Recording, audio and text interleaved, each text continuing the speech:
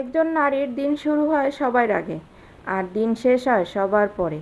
সংসারে প্রতিটি ছোট ছোট কাজের পিছনে থাকে অনেক পরিশ্রম, ভালোবাসা আর দায়িত্ব। সংসার শুধু একটি ঘর নয়, এটি ভালোবাসা আর দায়িত্বের নাম। একজন নারীর প্রতিদিনের পরিশ্রমী ঘর হয়ে ওঠে শান্তির ঠিকানা। আজ চলুন একসাথে দেখি আমার দিনের সংসারে কাজকর্ম। আসসালামু আলাইকুম, হ্যালো এভরিওয়ান, কেমন আছেন সবাই? আলহামদুলিল্লাহ, আমি ভালো আছি। আশা করছি আমার ভিডিওটা যে যেখান থেকে দেখা শুরু করছেন আল্লাহর রহমতে সবাই ভালো আছেন। সকালবেলা তো আজকে একটু বাইরে নাস্তা করছিলাম, হয়তো এর আগের ভিডিওতে দেখছেন। ওই দিনকার ভিডিও এটা শুক্রবার ছিল। তা বিছানা চাদরটা অনেক মানে পাল্টামো করে আর পাল্টানো হয়ে ওঠে না। এক সপ্তাহ অন্তর চেষ্টা করি পাল্টানোর, কিন্তু মাঝে মধ্যে দু এক সময় গ্যাপও যায়। আর বাচ্চাদের স্কুলে আমারও তো ব্যস্ততা যায়, বোঝেন কীরকমের। এই যে সংসারে প্রতিদিন কাজ কাম করি, এর ফাঁকে কিন্তু আমিও মনে করেন যে বাচ্চাদের নিয়ে ছোটাছুটি করি। ওর আব্বু তো অফিসে চলে যায়, সে তো সকালে যায়, সেই রাত্রে আসে। আর আমার তো সারাদিন দৌড়ের উপরই চলতে হয়। আমি তো আর এই সংসারে কাজ নিয়ে আর শুধু বসে থাকি না। মনে করেন যে বাচ্চাদের নিয়ে সকালে উঠা টিফিন নাস্তা সবার যা যার মতো বানাইয়া বাচ্চাদের নিয়ে স্কুলে যাই, দিয়ে আসি, বাজার করি, আবার ঘর গুছানো, রান্নাবান্না, একটার আগে আবার টাইম মতো বাচ্চাদের আনা, আবার প্রাইভেট, এই নিয়ে সারাদিনই আমার ব্যস্ততার মধ্যেই যায়। আলহামদুলিল্লাহ ভালো। তা সকালবেলা শুক্রবার দিন একটু অলসতার মাঝেই কিন্তু কাটে, কিন্তু কাজ কিন্তু অনেক থাকে। তা শুক্রবার দিন আমি মনে করি যে ছুটির দিন হইলো, নারীদের জন্য এটা ছুটির দিন না, কারণ নারীরা সব সময় এরকম কাজে ব্যস্ততা থাকে। তা আজকে বিছানা চাদরটা পাল্টাই ভাবছি যে ধুয়ে দেব। আর এখন তো মানে বর্ষা, কিন্তু বর্ষা তো নাই, রোদ ওঠে, যে কোনো সময় ধুয়ে দিলেই শুকিয়ে যায়, আর ওর নিয়ে চিন্তা লাগে না। তা প্রতিদিন তো ওই পাশের রুমটা ঘুষাই, আখিনুরের রুম, তা আখিনুর ওখানে ঘুমায় না, আখিনুর এই রুমে ঘুমাই। মানে এই রুমটা একটু ঠান্ডা লাগে। তা এই রুমটা আর কি দেখানো হয় না আপনাদের, কারণ এই রুমে সব সময় আমিও থাকি, ওর আব্বুও থাকে এই রুমে। আর এই রুমটা হয়েছে যাই একবারে ফাঁকা ফাঁকা থাকে। আর ওরা তো ওই রুমে পড়ালেখা করে, ওই রুমটাই বেশি করা হয়। ওই রুমটাও গুছাইছি, পাশাপাশি এই রুমটাও কিন্তু গুছাইছি। তা দুইটা রুমই কিন্তু একসাথে গুছাই নিছি। এখন হয়েছে রান্নাবান্নার কাজে যাব, কারণ রুম এখন একটু গুছাইছি, এখন একটু মনে শান্তি লাগবে। সকালবেলা তো তেমন ঘরে কোনো কাজ হয় না, শুধু হালকা পাতলা ঘরটা একটু ঝাড়ু দিয়েছিলাম, এই আর কি। তা ভাবছি যে এখন রান্না বসাই দিয়ে, নাইলে দেরি হয়ে যাবে, যেহেতু এটা শুক্রবারের ভিডিও ছিল। আর জুমার নামাজ টাইম মতো নামাজ আদায় করা, খাওয়া দাওয়া একটা মানে ভালো লাগে। একটু দেরি হয়ে গেলে ভালো লাগে না। নামাজ পড়ে আসে যদি ভাত খাওয়ার জন্য ওয়েট করে, আমার কাছে জানি কেমন লাগে। রায়নের আব্বু কখনোই কিছু বলে না যে দেরি করে কেন রান্না বান্না হলো, কেন দেরি করে খাইতে দিলা, এই জন্য আর কি। তাও একটু নামাজ পড়ে মনে করেন যে জুমার নামাজ শেষে যদি টাইম মতো একসাথে সবাই খাইতে বয়, অনেক ভালো লাগে। তাই এই জন্য চিন্তা করলাম যে ঝটপট করে আমি রান্নাটাই বসাই দিই। আর এদিক দিয়ে রান্না হতে থাকবে, আর ওদিক দিয়ে পাশাপাশি আমার সংসারের কাজগুলো আমি করে নিতে পারবো। আজকে ভাবছি যে চুলার নিচে যে বেসিংটা থাকে, ওটা তো ধুই সব মানে ব্রাশ দিয়ে, কিন্তু সপ্তাহে একবার করে আমি ওইসে যাইয়া হারপিক দিয়ে সুন্দর করে ধুই। তো এখানে আমি গরু মাংস বসাই দিতে আসি হাতে মেখে গরু মাংস রান্না করলে অনেক খেতে মজা হয়। আপনারাও খেতে পারেন, আমি জানি অনেক আপুরাই কিন্তু এভাবে রান্না করে। আর এখানে কিন্তু আমি সব হাতে মাখানো শেষ, এখন পাশের চুলায় আমি চুলাটা জাল করে নেব। আর এই পাশে কিন্তু আমি একটু গরম পানি আগেই করে রাখছি। আর এখন চুলার পাটটা একটু সুন্দর করে ক্লিন করে নেব, কারণ সকালে তো আর নাস্তা বানাই নাই, রাত্রে যা ক্লিন করছিলাম ওই অবস্থায় ছিল। তারপর তো টুকটাক রান্নাঘরে একটু একটু কাজ করছি, এই জন্য আবার একটু ক্লিন করে নিলাম।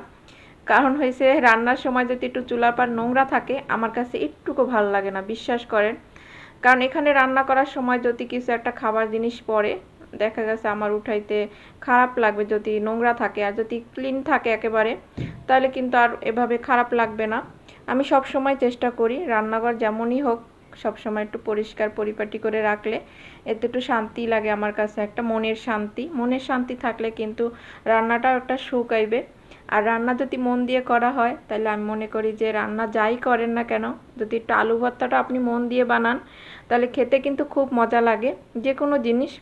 আলু ভর্তার কথা কেনই বা বললাম জানেন? আলু ভর্তা কিন্তু কাঁচা পেঁয়াজ দিয়ে যদি ভর্তা করে, তাহলে কিন্তু খেতে মজা লাগে না তেমন। আপনি যেটু সময় নিয়ে পেঁয়াজটা একটু ভেজে তারপর আলু ভর্তাটা করেন না, তার টেস্ট লাগে, খেয়ে দেখবেন একদিন। একটা টিপস দিয়ে দিলাম আপুরা। যাই হোক, সিঙ্কের ভিতর অনেক থালাবাটি জমা আছে আমার, এগুলো এখন আমার ঝটপট করে ধুতে হবে। কারণ এগুলো আমি আজ বললাম না শুক্রবার একটু অলসতার মাঝে কেটেছে। আর বেসিংয়ে আমার ওই যে সিঙ্কের ভিতরে অনেক থালাবাটি ছিল, এগুলোই সুন্দর করে আমি এখন ধুয়ে নিলাম। আর এই দেখেন অনেকগুলোই কিন্তু ছিল, আমি কিন্তু সুন্দর করে সব আস্তে আস্তে ধুয়ে নিয়েছি, ধুইতে কিন্তু অনেক সময় লাগছে। আমি কিন্তু আপনাদের একটু দেখাইছি ফাঁকে যে আমি ছাই নিয়েছি, তারপর হচ্ছে ভীম সাবান, এগুলো দিয়ে আমি থালাবাটি বেশিরভাগ মাজামাজি করি, যেহেতু এখানে পাতিল, বিশেষ করে পাতিলগুলো এগুলো দিয়ে মাজলে অনেক পরিষ্কার হয় আর কি। এই দেখেন আমি মশলা কোথায় রাখলাম ফাঁকে একটু দেখাই দিলাম। এখানে আমি হয়েছে যে পেঁয়াজ কাটা, মনে করেন যে ইয়া জিরা বাটা, আদা রসুন বাটা, সব কিছু কিন্তু রান্নার আগে সব একসাথে করে নিয়েছিলাম, তাই একটু দেখাইলাম। আর এখানে দেখেন আমার বেসিংয়ের কি অবস্থা, নিচের এই যে চুলার নিচে, বা অনেকের চুলার নিচে বেসিং থাকে, অনেকের সিঙ্কের নিচেও বেসিং থাকে। তা এই নিচেরটা কিন্তু আমি তেমন কোনো কাজ করি না, দেখা গেছে যদি মাছ টাছ বা একটুই হয় তাহলে এখানে ধুই, বড় পাতিল হইলে এখানে একটু ধুই। তাও কিন্তু দেখেন এই পাইপটা না, আমি কিন্তু এই বাসায় নতুন, যে ওঠার পর যে নতুন ছিল এরকম না, আরও অনেক বিচ্ছিরি ছিল, কিন্তু ভিতরের দিকটা পরিষ্কার, উপর থেকে পরিষ্কার, কিন্তু ভিতরে ওইটা এটা আমার মনে হয় যে পাইপ চেঞ্জ না করলে এরকম দেখা যাইবে, কি আর করার, ভাড়া বাসায় তো সব কিছু মন মতো হবে না। আর চেঞ্জ করলে বাড়িওয়ালারা কখনোই এখন চেঞ্জ করে দেবে না, বলবে এটা তো ভালো আছে। আর যারা ছিল তারা কিন্তু পারতো এটা সুন্দর করে পরিষ্কার করে রাখতে, তাহলে আরও কিন্তু সুন্দর থাকতো।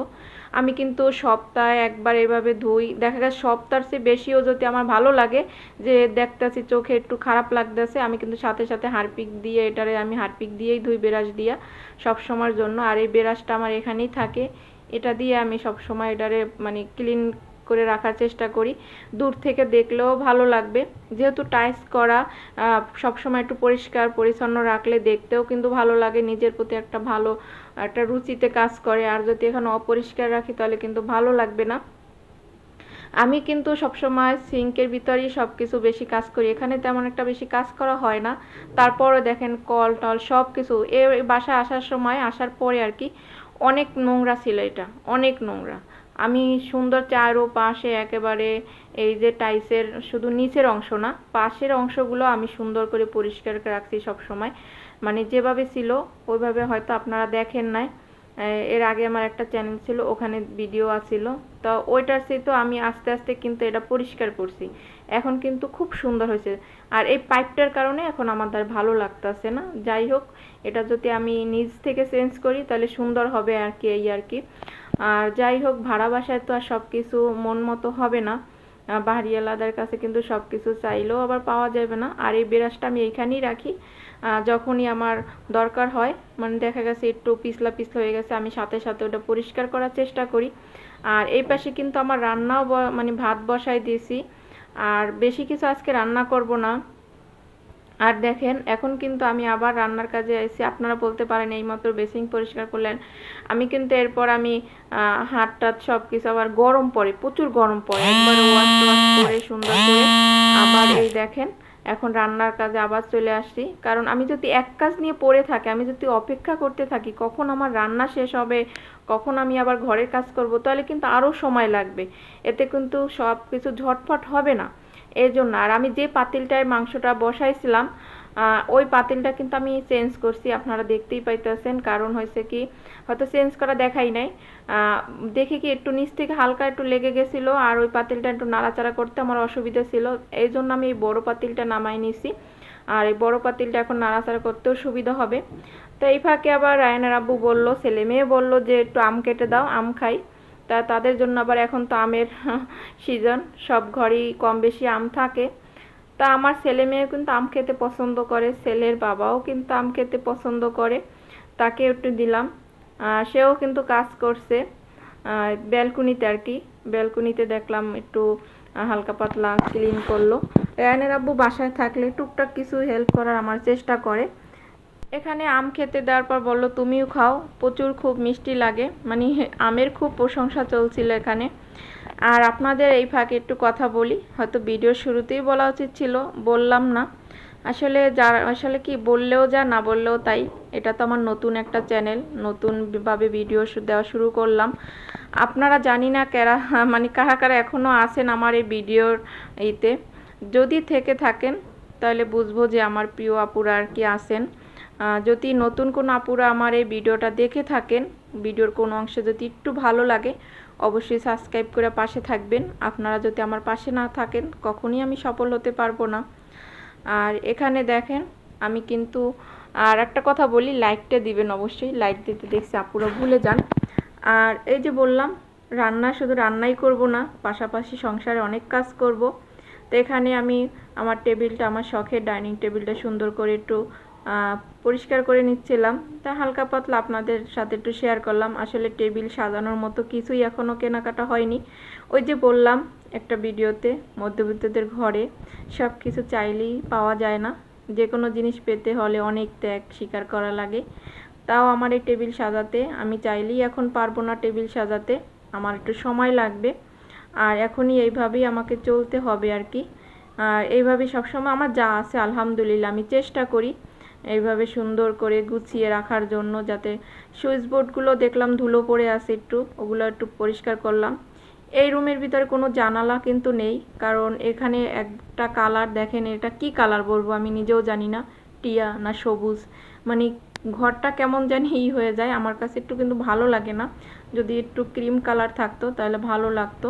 এই পাশের রুমগুলো জানালা আছে বিদায় মানে কালারটা অতই হয় না, আর এটা একবার চোখে ধরে কালারটা আমি মনে করি। আর এই দেখেন আপনাদের সাথে কিন্তু সব শেয়ার করি নাই, আমি কিন্তু বিছানা গুছাইছি রান্নার শুরুর আগে, আর এরপর ফাঁকে অনেক কাজ করলাম। এই দেখেন টেবিল সব, এই যে নতুন জগটায় আজকে পানি ভরলাম। আর ফ্লোর কিন্তু আমি সুন্দর করে বসে বসে মুছছি, কারণ আমি ওই যে মপ থাকে না, ওটা দিয়ে ভালো করে যখন পরিষ্কার করি আমার ভালো মন মতো আর কি হয় না। আমি চেষ্টা করি নিজের হাত দিয়ে বসে বসে, আমার কষ্ট হয় তারপরও দেখেন আমি বসে বসে নিচে মানে ফ্লোরে একবারে লেসকায় লেসকায় বসে বসে ফ্লোরটা সুন্দর করে মুছি। অনেক সময় লাগে আমার, কিন্তু রান্না বান্না হয়েছে, আমি অনেক কাজ করছি, আসলে সব কিছু যদি আমি ক্যামেরা বন্দি করি অনেক সময় লাগবে, এই জন্য আর ওগুলার দেখানো হয় নাই। তো আমি ফ্লোর টোলোর সব কিছু সুন্দরভাবে ক্লিন করছি। আর এখন গোসলও করে আসছি। রায়ানের আব্বু কিন্তু, রায়ান নামাজ পড়তে গেছিল, তারা কিন্তু নামাজ পড়েও আসছে, আমার অপেক্ষায় ছিল। হয়তো 10 মিনিট দেরি হয়েছে, আমি গোসলে ছিলাম, এসে দেখে আর কি। যাই হোক, তারপরও টাইম মতো যে রান্না বান্না করে দিতে পারছি। তা বেশি কিছু তো রান্না করি নাই, যদি আরও অনেক কিছু রান্না করতাম তাহলে আমার আজকে ঘরের সুন্দরভাবে পরিপাটিভাবে কাজগুলো হতো না। আর আমি রান্নার দরকার হলে আজকে এই একটা তরকারি দিয়ে এখন খাবো, আর যদি দরকার হয় বেশি প্রয়োজন হয় বিকেলে কিছু একটা করব, হয়তো ডাল ভর্তা বা ডাল রান্না করব বা কিছু একটা ভাজি করব। এই যে আমি সবসময় এভাবেই চলি, আসে না যে আহামরি আমার টেবিল ভর্তি করে খাবার সাজানো লাগবে দুপুরবেলা ভিডিও করি তাই বলে, এরকম না। আসলে সময়ের সাথে মিলে চলতে পারলে অনেক কিছুই কিন্তু করা যায়। তো এখানে হয়েছে যে ছেলে মেয়ে বসবে, কে কোথায় বসবে এই নিয়ে একটু ঝামেলা হয়েছিল বসার শুরুতে। দেখছিলেনি মেয়ে ওই পাশে চেয়ারে বসছিল, কিন্তু ছেলে ওখানে বসতে দিবে না, ছেলে ওইখানে বসবে, মেয়েকে এই সাইডে বসতে বলছে। যাই হোক, ছোট ছোট ভাই বোন থাকলে এভাবেই হয় প্রতিটা ঘরে, আমি মনে করি আমার বাচ্চারা এমন করে। আমার ভিডিওটা ভালো লাগলে অবশ্যই কমেন্টে জানাবেন। আল্লাহ হাফেজ।